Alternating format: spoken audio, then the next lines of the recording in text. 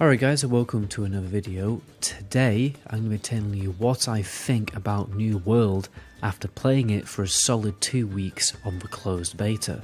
I'm going to cover 8 total topics which I think are very important for most MMO players. So first of all we'll talk about the gameplay, then the character progression, quests and leveling, PvP factions and guilds, professions, dungeons, weapons and armor, and how you can customize them, and then lastly we'll talk a little bit about the open world content. Before I jump in though guys, I'm not gonna lie, now that the closed beta is down, I have a really strong urge to play the game. I am honestly quite hooked. I think I put a total of 50 hours in the space of 2 weeks, and that's the most I've ever played a video game in a very long time. But anyway, let's talk about the gameplay. Does mashing buttons feel good in this game? And oh my god, yes it does. The combat is so refreshing and fun compared to playing World of Warcraft. It's way more action packed and much more fast paced. Feels more like playing Dark Souls or Witcher 3. Nothing feels really that, clunky, waiting for cooldowns and everything like that for ages and ages. There's no such thing as a long 2-minute cooldown in this game. If this was some kind of MOBA game where you just had the characters as they are and it wasn't an MMO, it'd be a very fun game to play just on the combat and the gameplay alone, like some game like For Honor.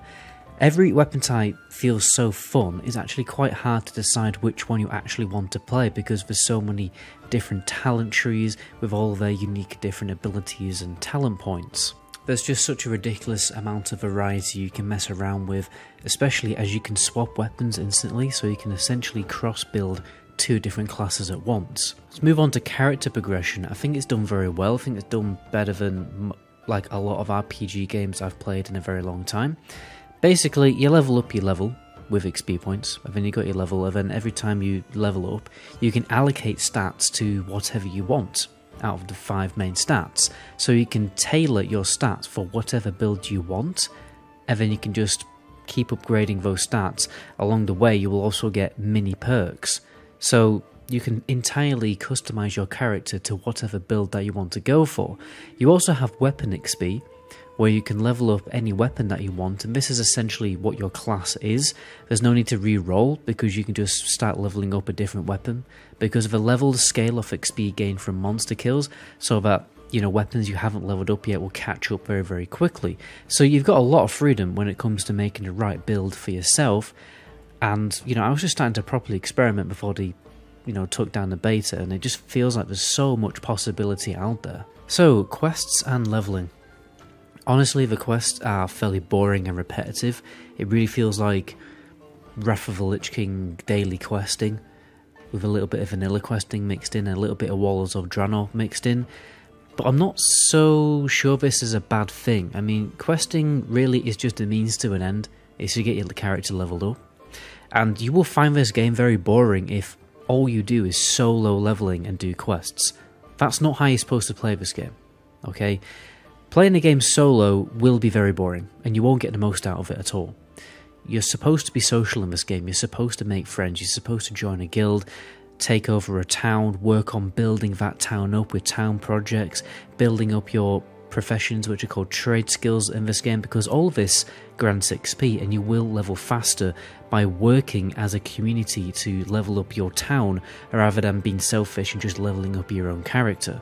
So yeah, the quests are fairly boring and repetitive, but this game isn't supposed to be about some kind of immersive story-focused game like The Witcher 3 or something. It's not that kind of MMO, okay? The main story is very basic, it doesn't really have much of a story or any lore behind it because it's all very basic. So if you like games with a good story and good lore and everything like that, then this definitely isn't the game for you. It's not ever going to be that kind of game. This game is about how the players make their own story within the world of New World. Fourthly, let's move on to PvP. So PvP is a big part of this game.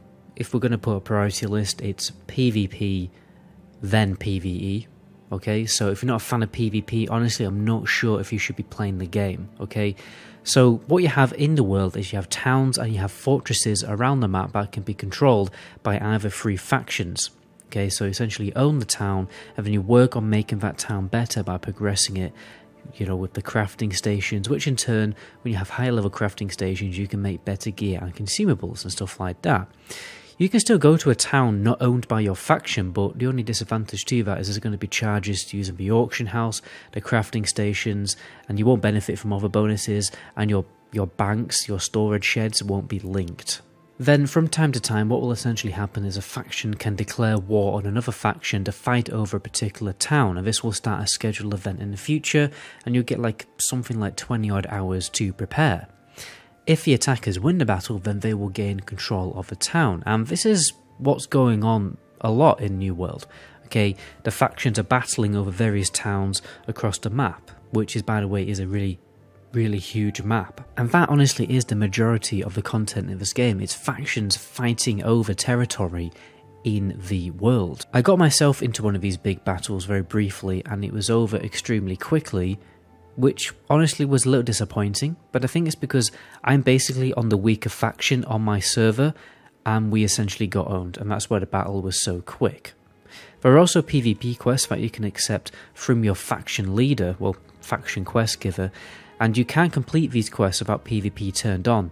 So it's kind of risky to go out into the open world and complete these quests because, you know, you can't use fast travel, you can't fast travel back, and then if you do die in the open world, you will fail over quests.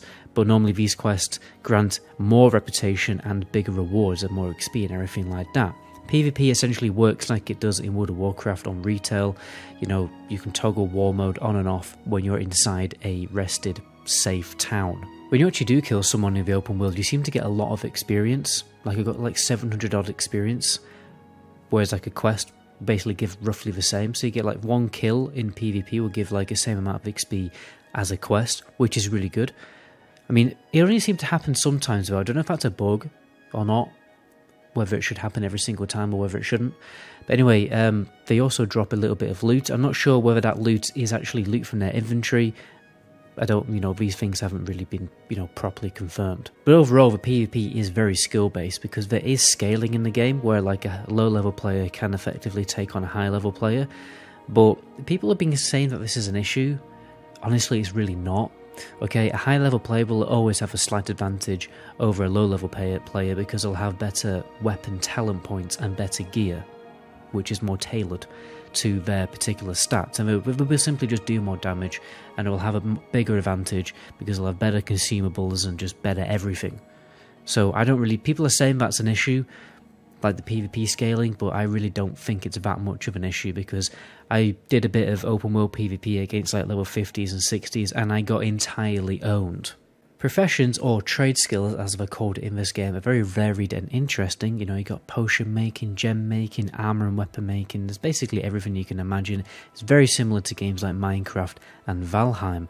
You can level up any profession that you want. You're not restricted to 2 professions like World of Warcraft. And what you can essentially do when you're crafting, like, let's say you're crafting a staff, like a new magic staff for your character, there are these rare token items that you can use to customize what the staff is going to have. Whether you want it to have particular stats or you want it to have particular perks. There's a chance that a staff will become more powerful also than the basic craft and have interesting perks that will buff certain abilities in your talent trees. So it's almost like a fun little gamble to make the best weapons in the game, but also you can kind of control what the weapon is going to turn into. You can also use a resource called Azov that you can basically obtain for just playing the game. You know, you get it from quests, you get it from killing mobs and everything like that. And you use it when you're crafting items to increase the chances of your crafted item to having better stats and better bonuses. Leveling your professions also gives experience. I think the best way to level up is to focus less on your level and more leveling professions at the same time. The crafted potions and food also feel very impactful and they're very useful in a fight. It's also so easy to make health potions and food. You know, it's not restricted to, you know, having the alchemy skill like it is in World of Warcraft. And if you don't have like a potion in a 1v1 PvP fight, you're probably going to lose that fight. So it is quite important and impactful to keep, you know, topped up on health potions and health food. The food also grants like bonuses to other stats that can either increase damage or other things like increasing your luck, which for instance can increase the chance of you finding rare gems while mining, which I really do like. Overall, I just find the professions of the trade skills much more fleshed out and interesting than other MMOs that I've played. Now let's talk about dungeons. So dungeons are actually limited. Okay, you can't just join a dungeon and keep spamming it over and over. You will actually have to go out into the world, find a resource, and then craft it into a key to gain access to the dungeon. Okay, in my opinion, this is great, okay, because this increases the value of actually entering the dungeon in the first place. Yeah, and you can't just spam it over and over again to get the best gear. This game isn't supposed to be all about instant content like raids and dungeons. Instead, you know, these dungeons can be seen like one of those bonus treasure levels that you get in Mario or something like that, which has limited access but really good rewards. The actual dungeon itself was actually really fun, but I have to admit there's a serious lack of mob variety, and this is, to be honest, kind of across the board. Although, like, a lot of people have been complaining how there's like literally just 3 different types of zombies. But when you do get higher level, you do start to notice much bigger mob variety. Although I do have to admit, the whole zombie thing, you know, how many times has a zombie thing been done before? It's a little, I'm not so happy about it, but like I can look past it. But what I'm trying to say is when you start to get higher level, you will start to notice a bigger variety in the enemies that you have to fight. Okay, but in the dungeon, I mean, the bosses, well, one of the bosses was the same mob, the same model as the trash, right? Which is kind of bad. And everything almost seems to be the same colour. Like the palette for mobs in this game is grey. Everything is just grey, right? I don't understand why there isn't, like, you know, different colours to the enemies. But anyway, the XP in the dungeon was also really bad, weirdly. So it kind of felt like dissatisfying being in the dungeon that doesn't grant a lot of experience. But the bosses themselves were fairly challenging. Like, you can't just cheese yourself through the mechanics and spam abilities. If you're not focused on the fight and the mechanics, you will get caught off guard and you will die. Particularly if you don't have health, you know, health food and potions. Now let's talk about how gear works in this game. I think there's a decent variety and all the gear looks really, really good. It's very steampunk styled. We're really talking like 16th, 17th century Renaissance fashion that you normally see in your favourite films like Pirates of the Caribbean or other steampunk forms of fiction. Another example, for instance, would be the Three Musketeers, and I absolutely love it personally. It really feels like I'm in some kind of great swashbuckling novel or film, and it's great that, you know, the developers have kind of re-resurrected this kind of dying genre. But anyway, let me move on swiftly. What you do is when you get quests, you know, from your faction or from random quests that you find in the open world, you would normally get crates, right, which have a chance to, you know, contain a particular armor piece with different types and different stats. Okay, you've got light, medium, and heavy armor, and depending on how, you know, heavy the actual armor is, it will actually change how you can actually play the game. Give you an example. If you are in light armor, you do more damage and you can roll further, and then as you go heavier, you're less maneuverable and you also have less damage, but then you can also do crowd control effects for longer. Personally, I love how this is balanced, because it means that, you know, people who have lighter armor, therefore take more damage, will do more damage, and, you know, vice versa. There's also faction gear out there, which you can gain fairly easily when you have enough rep, and you can actually recraft the gear. Like, pick a gear piece that you like the look of, and you can recraft the actual with a talisman item to change the stats on that gear piece to suit your build. And you can actually totally customize all of the gear that you find in the game with armor dyes. So overall, I love how you can customize gear. There's, you know, a lot of freedom, and it's a much better system than how transmog works in World of Warcraft. But I kind of found a potential problem, okay, because I found that the best thing to do was to just buy really cheap gear off your auction house with a big chunk of your main stat like strength, dexterity or intelligence, which are the stats that increase your damage, and then the gear piece would have no other stat because it would just have basically double the amount of stats that you get in a normal piece of gear, but just with one stat, okay, and then you would stack that gear to make yourself do a lot of damage to the point where you're just basically killing mobs in about 2 abilities. And I feel like that was basically the most overpowered play to make. And this kind of makes crafting almost redundant in a way, because you can just very quickly buy gear off the auction house very cheaply, and it's better. So it's interesting. It'd be interesting to see how that turns out. I think what they personally what I think they should do is just have it so gear cannot double stack one stat on one item, because it just makes you just too overpowered. Now I want to talk about the open world content, which I do find very, very fun. It's very similar to how the Legion pre-patch work with all the Legion invasions. Okay, you have these. What you have is these corrupted portals, and they appear on the map when a town is becoming too powerful. Okay, and these portals have to be closed, otherwise, basically, your town will get overrun with monsters and everything like that. They spawn enemies out them, kind of a little bit like an Oblivion Gate, and you kill waves and waves of these enemies until there's a boss at the end, and then you kill the boss, and then you get loads of XP and loads of good loot.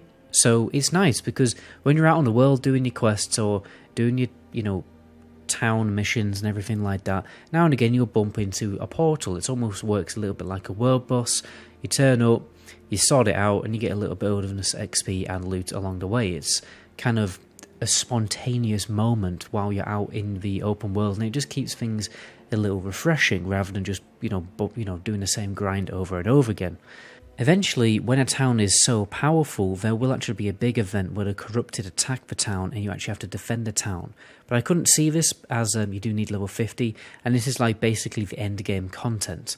So I'm going to conclude what I think about New World and kind of compare it to World of Warcraft, because I know most of the people watching this video are from my World of Warcraft audience. This is a very different MMO. Okay, it's an MMO heavily focused on player interactions in the open world, rather than story-focused, instanced content like World of Warcraft, where you go into a raid and kill a dragon. Okay, you'll have to defend your town against demonic invasions instead of doing raids. You will have to declare war on a different town and have a big battle instead of queuing for a battleground. You'll have to work together with your friends to craft a key to gain access to a dungeon, instead of pressing a button on your microbar to queue up with loads of random players to do the dungeon like some kind of Call of Duty game. I mean, the way I look at it still is, this game is Valheim converted into an MMO. That's it. If World of Warcraft and Valheim had a baby, it would be New World. And this is why I'm enjoying the game so much, and I think it has a lot of promise. A lot of people have been very negative about the game. Many streamers, and there's I get spammed with these articles, these really crap articles on my phone when I go to the news page of oh, this streamer said this bad thing about New World, this streamer said this bad thing about New World. And I think why they're saying these bad things is because they just don't understand the game. They don't understand it. A lot of people are running into New World thinking, oh yeah, I just want it to be a better version of World of Warcraft. It's nothing like World of Warcraft. It's never going to be like World of Warcraft, and that is a good thing. Okay? It's trying to be something different. It's trying to do something new, fresh, and original with the genre. But overall, for me personally, I'm very hooked on the game. I'm definitely going to be playing it at launch. The fact that the game has been delayed, I think, is a good thing, because it'll mean there'll be less bugs and hopefully more content, more mob variety and everything like that, and it won't get in the way of tier 5 raiding. So when this game does launch, I'm going to smash the living hell out of it and probably make a few, odd video about it here and there, because I really do enjoy making videos about this game, because it's something new to talk about for once. So anyway, my name is MetaGoblin. To the next video, ciao.